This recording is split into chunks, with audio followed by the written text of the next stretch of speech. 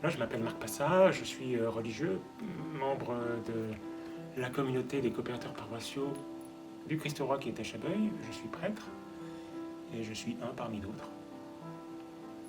Le rôle du frère dans une communauté, c'est qu'il apporte une aide matérielle dans la vie quotidienne de la communauté pour décharger les prêtres de tout ce qui concerne la dimension d'organisation de la vie courante.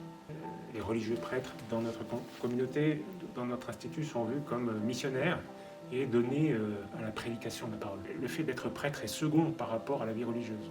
Les prêtres sont au service de la mission de l'Institut, qui est d'annoncer l'Évangile et de donner Jésus. Celui qui est annoncé, il est donné dans les sacrements. Ce qu'un religieux qui n'est pas prêtre ne peut pas faire. Mais fondamentalement, la vocation est la même, dans le sens où être religieux ou être frère, être consacré au sens large du mot, dans la vie religieuse, c'est vouloir être avec Jésus. En répondant à son appel d'une manière radicale et prophétique, la messe, l'Eucharistie, c'est la célébration de la vie. Et avant la célébration de la vie, il y a la vie.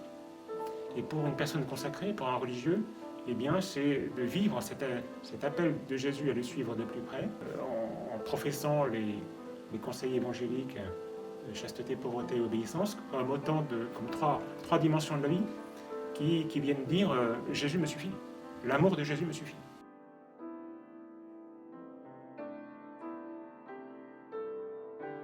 C'est qu'il y a une dimension de travail qui peut être plus présente. Par exemple, ici, frère Louis-Marie s'occupe du verger, c'est une tâche qui prend du temps. Et pour un prêtre, dans notre communauté, il pourrait très bien aussi faire ce travail-là, mais il se trouve qu'il est appelé à autre chose, notamment par exemple l'accompagnement des personnes, l'accompagnement spirituel des personnes, ce qu'un frère, aujourd'hui dans notre communauté, ne fait pas, mais qui pourrait très bien faire. Le prêtre, lui, est plus aujourd'hui appelé à donner des retraites, mais on pourrait très bien imaginer qu'un frère le fasse, s'il est disposé à cela, est formé pour cela. Nous sommes, les prêtres, davantage portés au ministère de la parole, avec des mots, et les frères au ministère de la parole, mais avec leurs mains. Et alors les tâches quotidiennes, c'est les tâches de la vie quotidienne. Dans une communauté, par exemple, le frère André, lui, il a été cuisinier longtemps. Frère Jacques, il a été comptable. Frère François, il a été paysan.